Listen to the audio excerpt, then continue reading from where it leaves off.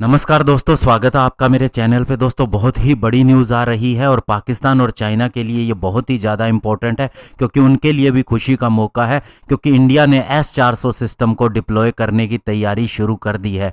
आज इसी के ऊपर बात करेंगे। चलिए दोस्तों, शुरू करते हैं। तो दोस्तों, 100 के करीब इंडियन एयरफोर्स के एम्प्लॉय अभी रशिया के अंदर ट्रेनिंग ले रहे हैं S-400 सिस्टम के ऊपर काम करने के लिए, यानी इसे ऑपरेट करने के लिए, और वे जल्द ही इंडिया वापस आने वाले हैं। और इसके अलावा इंडियन एयरफोर्स ने भी ग्राउंड वर्क स्टार्ट कर दिया है कि कहां इन्हें डिप्लॉय किया जाना है और क्या क्या चीज़ों की ज़रूरत पड़ेगी इन्हें डिप्लॉय करने के लिए। उन सभी की तैयारी चल रही है और माना जा रहा है कि नवंबर मंथ से S-400 सिस्टम इंडिया आना शुरू हो जाएगा। हालांकि दोस्तों, आने के बाद में इसको ऑपरेशनलाइज होने के अंदर थोड़ा समय जरूर लग जाएगा और माना यह जा रहा है कि अप्रैल तक ये डिप्लॉय भी हो जाएगा पूरी तरह से। और इससे न केवल हमें सुरक्षा मिलेगी बल्कि दोस्तों, नेशनल कैपिटल यानी कि दिल्ली रीजन को भी इससे एयर कवर मिलेगा।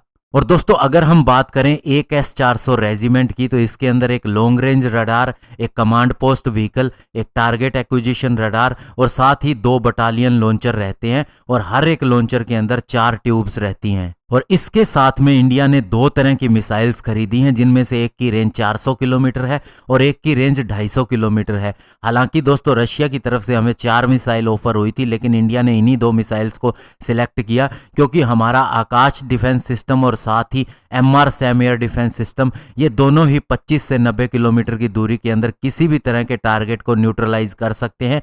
इसीलिए हमें ज़्यादा दूरी की मिसाइल की ही ज़रूरत थी।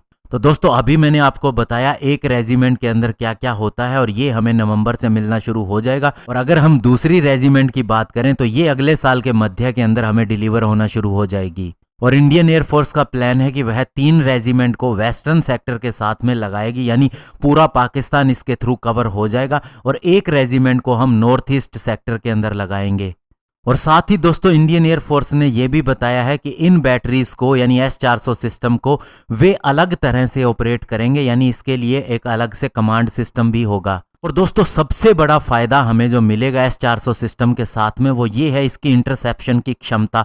ये दोस्तों 600 किलोमीटर की दूरी तक किसी भी तरह के टारगेट को ट्रैक कर सकता है, चाहे वो अवाक सिस्टम ही क्यों ना हो। और पाकिस्तान ने दोस्तों हमारे से ज़्यादा अवाक सिस्टम खरीदे हैं, लेकिन वे सारे बेकार हो जाएंगे क्योंकि दोस्तों उन्हें यहीं बैठे हम ट्रैक कर सकते हैं। और इवन दोस्तों, सबसे बड़ी बात ये कि इन्हें स्टैंड ऑफ वेपन की रेंज से भी दूरी पे लगाया जा सकता है, यानी इन्हें बॉर्डर से काफ़ी दूरी पे भी लगा के हम उन्हें ट्रैक कर सकते हैं और डिस्ट्रॉय कर सकते हैं। और इस तरह से दोस्तों, अगर पाकिस्तान या चाइना हमारे ऊपर हमला भी करना पड़े तो उन्हें अपनी स्टैंड ऑफ रेंज से, यानी जो एक सुरक्षित दूरी है, उसे क्रॉस करके नज़दीक आना पड़ेगा और ज़्यादा खतरा मोल लेना पड़ेगा। तो ये सिस्टम आने से दोस्तों एक्चुअल में इंडिया की पावर बढ़ जाएगी।